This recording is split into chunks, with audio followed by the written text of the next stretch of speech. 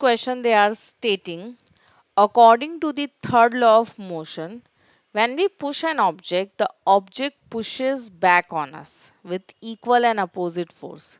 So if the object is massive truck parked along a roadside, it will probably not move. A student justifies this by answering that two opposite and equal force cancel out each other. So they are asking you to comment on this logic and explain why truck does not move. Okay. So now they are saying uh, we know it's very popular law, every action has equal and opposite reaction. Okay.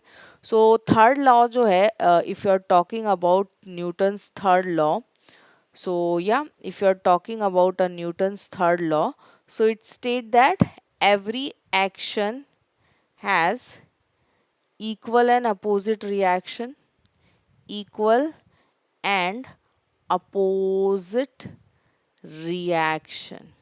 Okay. So boy feels like कि ठीक है, आप truck को इसलिए move नहीं कर पा रहे बिकॉज आप जितना फोर्स उस पर लगा रहे हो वो भी आप पे सेम फोर्स अप्लाई कर रहा है. So in that case net force जो है वो बच्चा वो क्या है, जीरो है. So according to that student ये लॉजिक है, यही रीजन है for that particular the truck is not moving. But actual में ऐसा नहीं होता है. फिर क्या है सीन, चलो देखते हैं. यस, न्यूटन का थर्ड लॉ सही है, every action has equal and opposite reaction. But the question arises कि ये जो फोर्स है, इक्वल एंड अपोजिट फोर्स है, ये कहाँ पे एक्ट कर रहा है. So here we have a picture. Let's say this is an a boy, that is a student.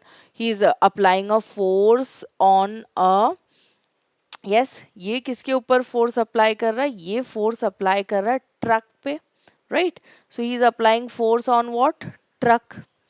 Now moving to the next, ये फोर्स ट्रक पे अप्लाई कर रहा है, तो ट्रक उसके ऊपर अपोजिट फोर्स लगा रहा है ना, तो दूसरा फोर्स किसके ऊपर एक्ट हो रहा है, बॉय के ऊपर एक्ट हो रहा है. यस और नो. अगर वो दोनों ही फोर्सेस, इफ वो दोनों ही फोर्सेस उस ट्रक के ऊपर एक्ट करता तो हम क्या कहते कि भाई ये करेक्ट है. But the thing is that it is not acting on like truck.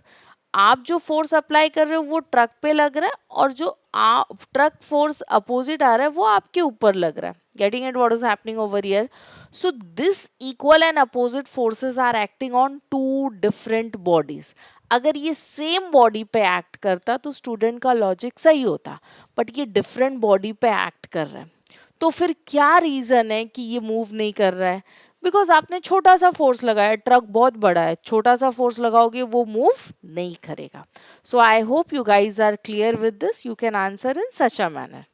Equal and opposite force can cancel each other only in case if they act on same object, like same body. ठीक है, तो अगर ये same body पे act करते तो yes, but obvious सी बात है वो कैंसिल आउट कर देते. while action reaction force always act on two different bodies. तो जो action reaction force है ये हमेशा two different bodies पे act करता है. So they do not cancel out each other.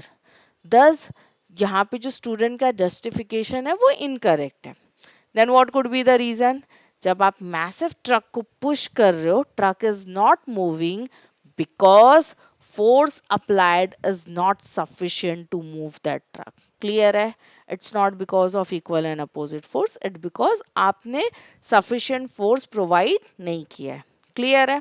So I hope you guys are clear with the solution. If you have any doubt, you can post in comment section. Thank you.